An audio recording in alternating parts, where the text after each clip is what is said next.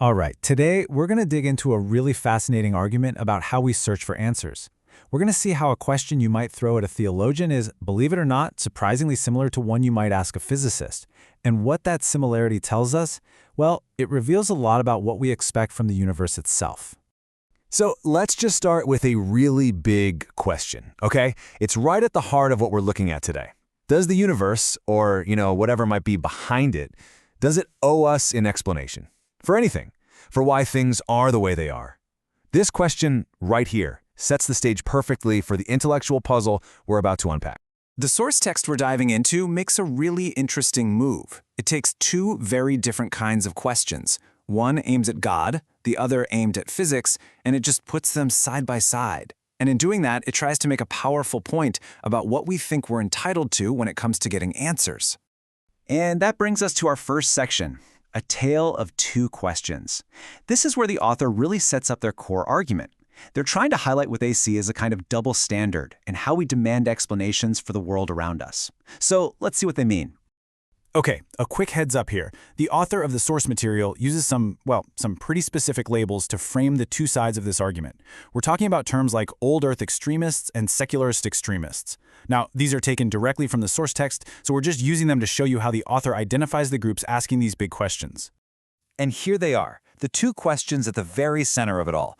On one side, you've got this theological question about apparent age, and on the other, a really fundamental scientific question about the basic laws of the universe. The author's entire point hinges on the relationship between these two, so let's break them down one by one. First up, the theological challenge, this idea of questioning apparent age. This is a classic question, right? It's often aimed at people who believe in a young Earth, and it really zeroes in on all the physical evidence we see around us, from ancient trees to, layers and layers of rock. The source quotes the question directly, and the heart of it is this. If the world is young, why does so much of it look ancient? We're talking about geology, biology, you name it. It's basically a demand for consistency between a theological claim and what we can actually see and measure. But notice the assumption that's kind of hiding behind this question.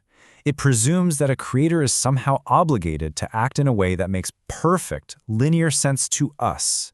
It frames the whole act of creating something fully formed that happens to look old as a sort of cosmic puzzle, or maybe even a deception that needs an explanation. All right, let's shift gears now to the second pillar of the argument, the scientific challenge of physical constants. We're moving from theology to physics, but as we do this, pay really close attention to how similar the structure of the question is, and, maybe more importantly, how different the accepted answer turns out to be. So, the author presents this parallel from the world of science. If you ask a physicist, why is the speed of light the exact value it is, why not some other number? A pretty common philosophical response is, there is no why. It's a fundamental constant. As the quote here puts it, the universe has no obligation to make sense to you. And this is a brilliant illustration of a key idea in science. Some things are just considered fundamental constants. They aren't derived from anything deeper. They're the bedrock that all our other explanations are built on. There's no why. There's only what. They just are. And this right here, this is the core of the whole argument. This is where we connect the dots and see the author's main point about this obligation to explain.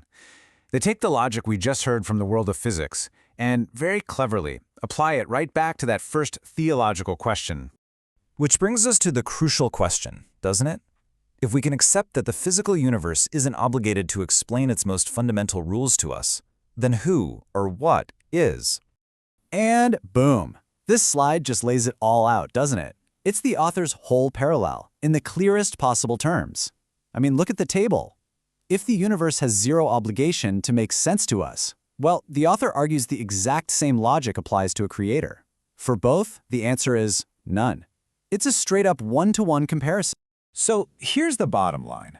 The author is pointing out what they see as a major inconsistency. They're arguing that if you accept a brute fact in physics, but demand a full logical explanation in metaphysics, that's a double standard. The argument is that if it just is a valid stopping point for one line of questioning, it should be for the other one too. But this logical move isn't just about pointing out a double standard. The author uses this parallel to build towards a really surprising and actually kind of positive conclusion about the very nature of knowledge itself, and they call it an argument from kindness. And here's the final twist in the argument. The author suggests we've been asking the wrong question all along. Instead of asking why some things don't make sense, maybe we should be asking, why does anything make sense at all?